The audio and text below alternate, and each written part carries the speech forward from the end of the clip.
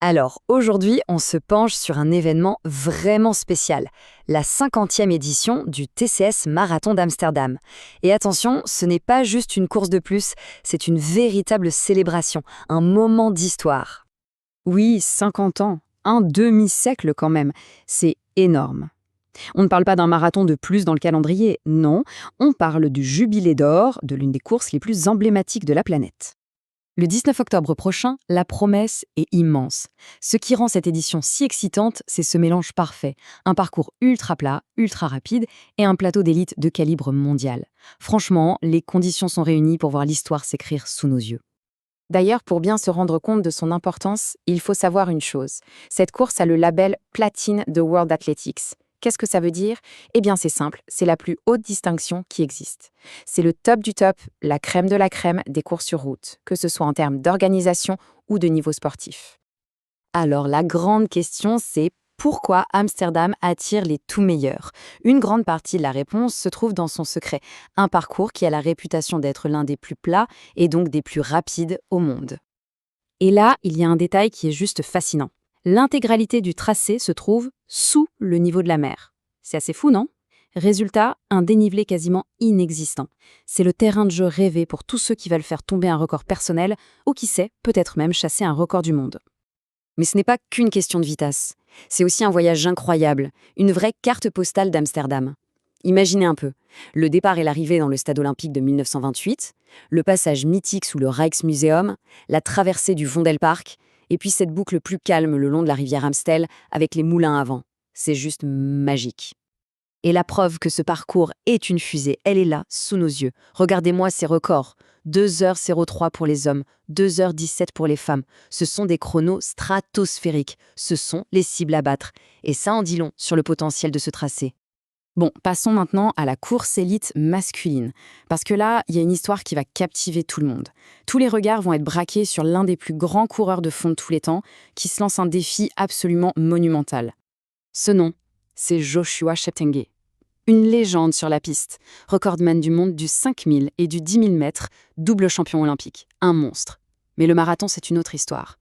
Et la grande, l'immense question, c'est le roi de la piste peut-il enfin transposer sa domination sur les 42,2 km? Pour ça, il a fait un pari énorme.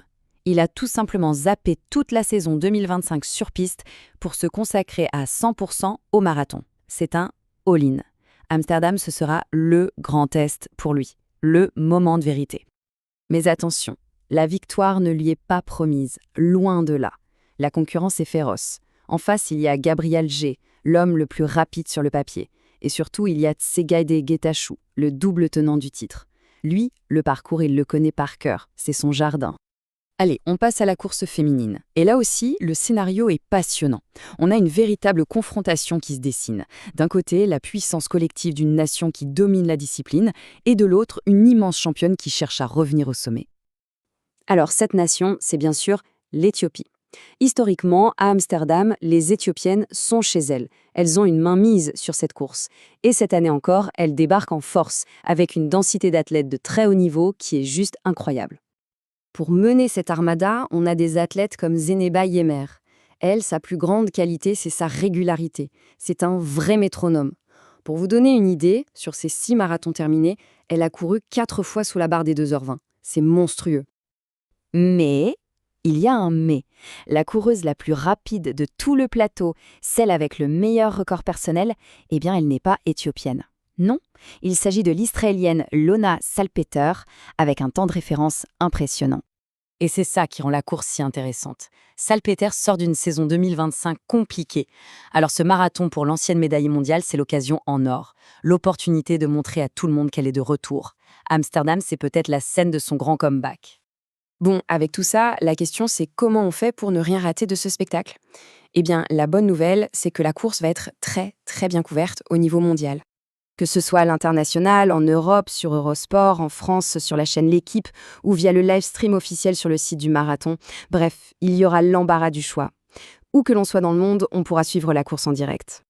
Et pour celles et ceux qui auront la chance d'être à Amsterdam, le parcours est un vrai bonheur pour les spectateurs. Il y a plein d'endroits où on peut voir les coureurs passer plusieurs fois dans des ambiances de folie, du stade olympique au Vondelpark. Alors, un nouveau record? Un nouveau champion? Que va nous offrir cette 50e édition?